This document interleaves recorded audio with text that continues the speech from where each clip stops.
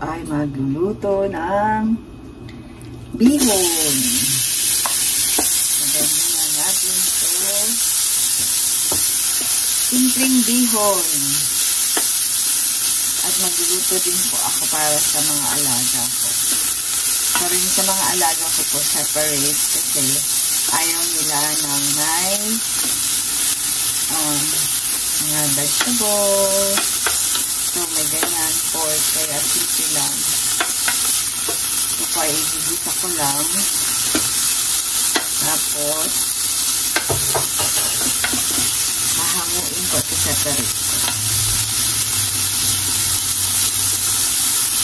Ayan, luto ng luto. Tapos sa kabila ay, ayan o. Luto kami naman. Ayan. Ayan.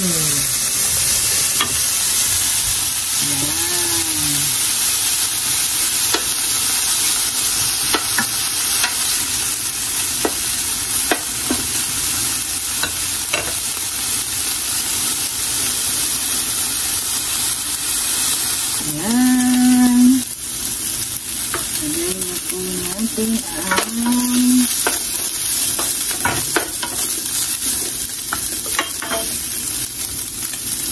garlic.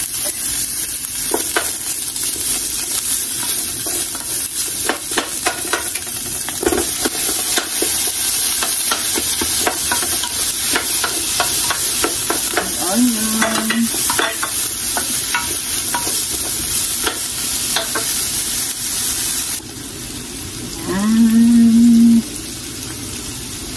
Siyempre, din sa mix.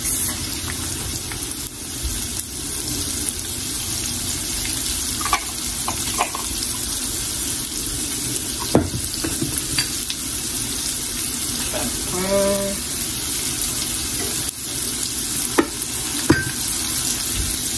At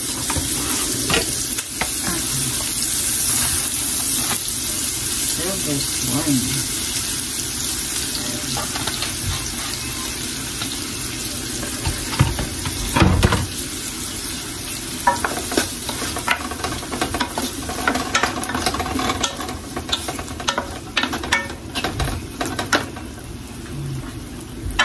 Lagyan po natin ng this. Ano po ito ng manok. Atay ng manok.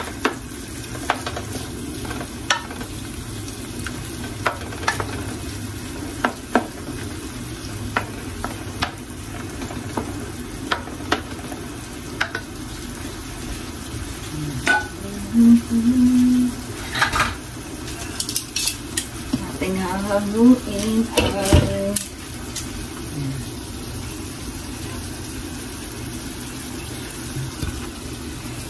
ang ating mais.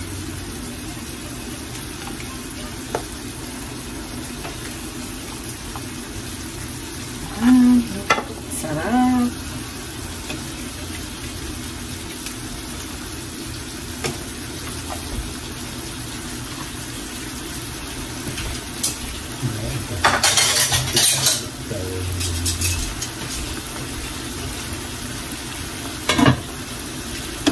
Yan, simpleng pansit at bihon. Bihon po ito. Nag-crave lang. Eh, wala namang tumingin lang ako sa freezer kung anong mayroong mga pwede kong makuhang pang pansit. Yan.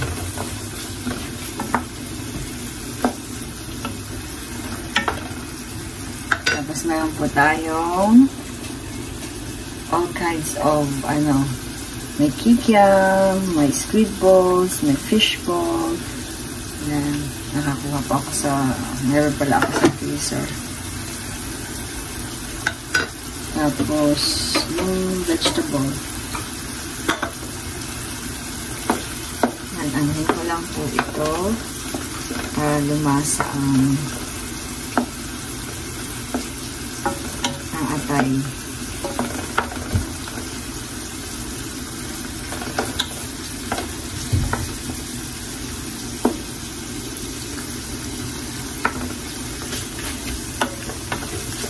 Yan. Sinagay ko na po ito. Tapos yung carrots. Yung carrots po ay medyo matagal-tagal na luto. Yan.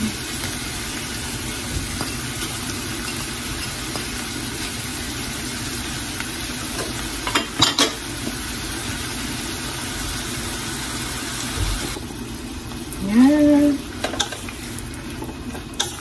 Sarap. Tingnan natin.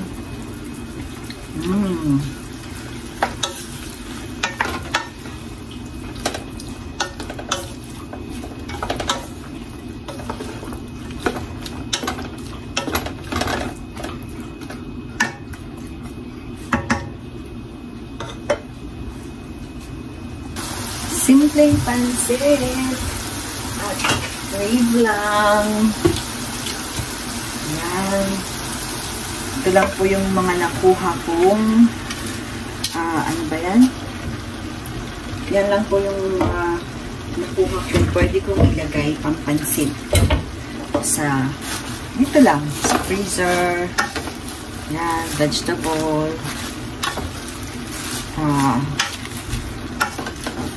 Para lang makapagluto ng bihon. Pansit po kasi ang tawag ng mga alaga ko. Eh, gusto nila, nagre-request. Kaya, sabi ko, magluluto na din ako ng para sa amin. Tapos, yung para sa mga alaga ko. Favorite po nila yung pansit. Pansit ang tawag nila. Yung bihon po. Hindi yung ba yun? Yung pansit na kanton, hindi po yun. Yung gusto nila yung bihon. Pansit. Tawag nila ay pansit. Yan. Tapos aalisin ko na po ito pag okay na. Tapos ibabalik ko na lang. Saseparate ko yung luto ng ng noodles. Kasi ikakasya dito sa aking maliit na kawali. Yan, busy ang life pag weekend. Yan, takpan po natin para ma-steam yung gulay. Tapos hanguin ko na. Yan. At hahanguin ko na po ito. Kasi baka naman ma-overcook.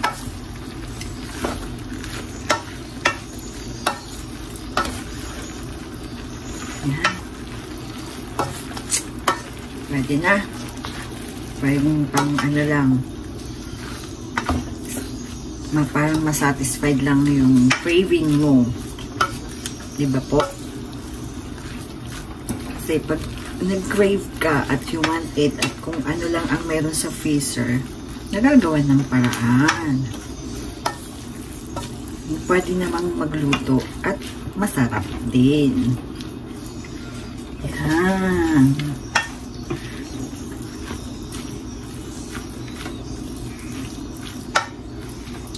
Yan. Hanguin na po natin to at iluto natin ang ating bihon. Yan, binili ko ang ating iluluto. Papakuluin ko lang ito. At ilalagay natin yung bihon. Ayan po, nilagay ko muna sa ganito. Tapos ayan yung mais. Ang sarap. Kaso, mapapadami na naman ang kain ko. Hindi makapagpigil. Kagabi po ang dami ko. Yan, kagabi po ang dami ko na rin nakain dahil sa Bicol Express. Ang hirap timpi ng extra rice. Ayan, weekend vibes, luto. Ayan, sarap po ng mais. Ang tamis. Habang ako ay nag-aantay ng aking niluluto. Nandito po yung aso namin. May aso po kami dito. Si Mindy. Hi, Mindy. Yan. Gusto ng mais. Binitawan ko na Mindy. Lika. Yes. It's Mindy. Say hi. Hi. Yan, binitawan ko na yung mais. Hindi na ako kumakain. Say hi, Ate. Go, go, go. Hi, Minty. Ano na po to? 8 years old. Ang kulit lang ng gigising. Okay, go down. Down. Ano, nang gigising po yan pag ano na siya. Pag siya ay gutom na. Nung dati tumatahol, pinapagalitan namin. Nag-i-scratch siya. Yung ano niya, yung paa. Ginaganon niya. Para siyang nagmamaktol. Ginaganon niya sa floor.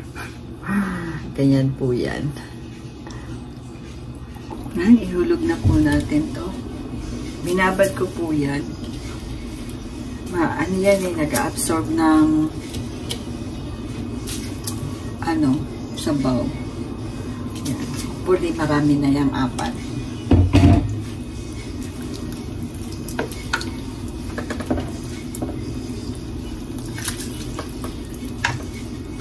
Yan ang ating bihon.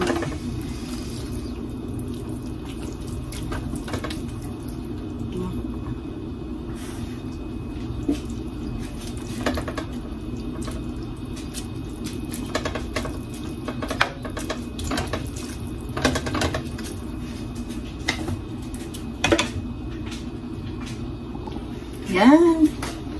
Ito na po ang ating bihon. Ito po yung nag-ano ko ng soy sauce, oyster sauce, tsaka yung what do you call this? Yung sweet soy sauce. Yan. Tapos, nilagyan ko po yan ng olive oil para hindi magdikit-dikit. Ayaw ko ibuhos kasi baka mamaya ay nasobrahan naman.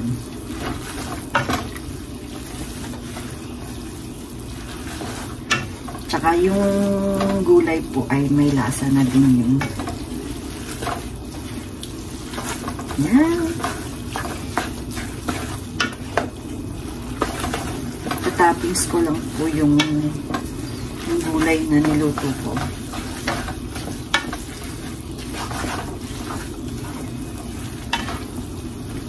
Lagyan natin ng konting pepper. Kahit na okay lang yan. Yan.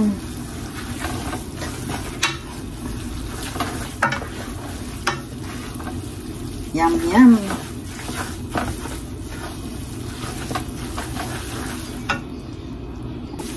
Yan. Atin na pong ilagay ang ating yan, diba? Ganyan lang po ang aking bihon. Yan. Tapos, atin na haluin.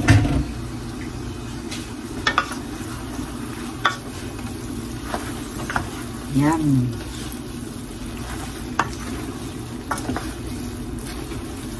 Yan. Bon appetit! Yan, luto na po ang ating bihon. Ganyan lang po ako magluto niyan. Alam ko maraming version. Maraming version of cooking bihon. And ito lang po yung nakita ko sa fridge. Pwede na akong gumawa ng aking bihon at I'm craving for it. Tapos lalagyan ko lang yan ng cilantro while going to eat. Yan. Hope you enjoy my pansit. Ang tawag na alaga ko ay pansit and bihon. Yan po.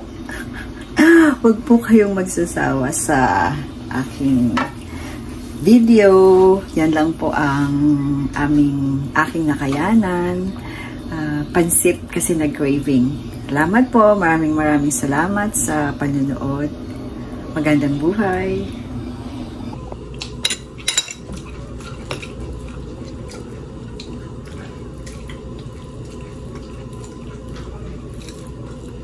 Kain po tayo.